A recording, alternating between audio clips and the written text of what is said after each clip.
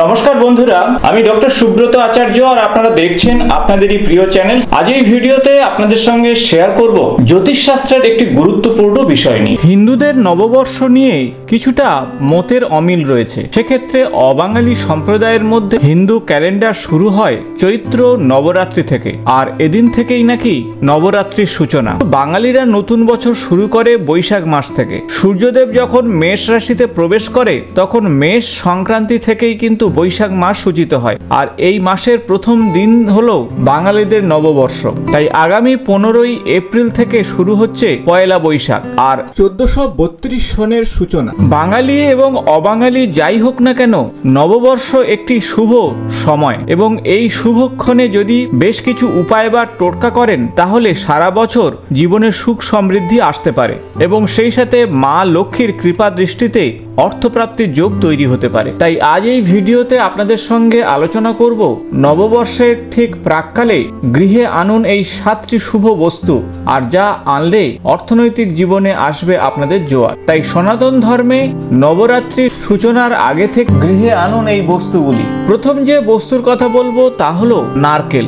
একটি ছোট নারকেল একটি লাল কাপড়ে মুড়ে শুভ নববর্ষে আপনারা অর্থ রাখার স্থানে রাখুন, আর এই ছোট্ট উপায় বা টোটকা করলে অর্থপ্রাপ্তির যোগ তৈরি হবে এবং সেই সাথে সুখ সমৃদ্ধি আসবে। তাই আপনারা নববর্ষের সূচনা থেকেই একটি এক চোখ ওয়ালা ছোট্ট নারকেল এনে এই উপায়টি করুন। দ্বিতীয় যে বস্তুর কথা বলবো তা হলো ধাতব হাতি। হাতি হলো আমাদের হিন্দু শাস্ত্রে অত্যন্ত শুভ, তাই হিন্দু নববর্ষের সূচনা থেকেই আপনারা একটি ধাতব হাতি বাড়িতে আনুন, আর এই হাতি আপনার গৃহে ইতিবাচক শক্তি নিয়ে আসবে। তাই কর্মক্ষেত্রে এই হাতিকে আপনারা প্রতিষ্ঠা করলে অশুভ শক্তি দূর হবে এবং অর্থনৈতিক জীবনে আসবে জোয়ার। পরবর্তী যে বস্তুর কথা বলবো তা হলো ধাতব কচ্ছপ। হিন্দু ধর্মে কচ্ছপ হলো অত্যন্ত শুভ, কারণ ভগবান বিষ্ণু কুর্ম অবতার ধারণ করেছিলেন। তাই শুভ নববর্ষের প্রাককালে বা শুভ নববর্ষের দিন আপনারা গৃহে যদি কুর্ম বা কচ্ছপ নিয়ে আসেন অত্যন্ত শুভ হবে এবং এই কচ্ছপ রূপা, পিতল বা ব্রোঞ্জের হতে পারে, অর্থাৎ ধাতব কচ্ছপ আপনারা অবশ্যই নিয়ে আসুন এবং গৃহের উত্তর দিকে প্রতিষ্ঠা করলে বাস্তুশাস্ত্র মতে আপনার জীবনে সুখ সমৃদ্ধি আসতে পারে।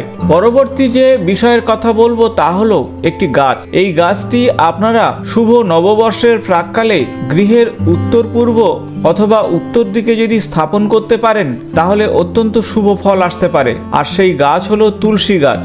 তুলসী গাছ সারা বছর আপনি অবশ্যই পূজা অর্চনা করুন এবং জল নিবেদন করুন। রবিবার ব্যতীত তুলসী গাছের পূজা অর্চনাতে আপনাদের গৃহে সুখ সমৃদ্ধি আসবে, মা লক্ষ্মী এবং ভগবান বিষ্ণুর কৃপা আপনার উপরে থাকবে। পরবর্তী যে বস্তুর কথা আলোচনা করব তা হলো লাফিং বুদ্ধ।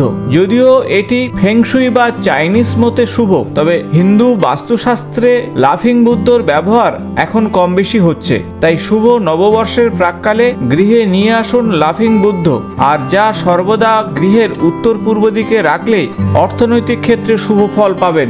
আর্থিক অনটন থেকে আপনারা অবশ্যই বেরিয়ে আসবেন। পরবর্তী যে বস্তুর কথা বলবো তা হলো নাভি শঙ্খ।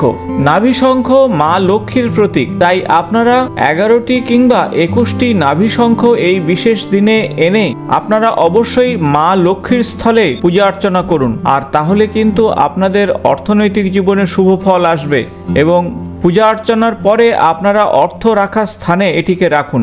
তাই নাভি শঙ্খ আপনার জীবনের আর্থিক সংকট থেকে মুক্তি দিতে পারে।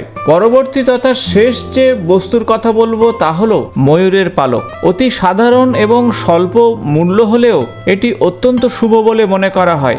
ভগবান শ্রীকৃষ্ণের সব থেকে প্রিয় হলো ময়ূরের পালক, তাই এই শুভ লগ্নে আপনারা গৃহে যদি ময়ূরের পালক আনেন তাহলে ভগবান শ্রীহরি অত্যন্ত প্রসন্ন হবেন, সেই সাথে মা লক্ষ্মীও প্রসন্ন হবেন।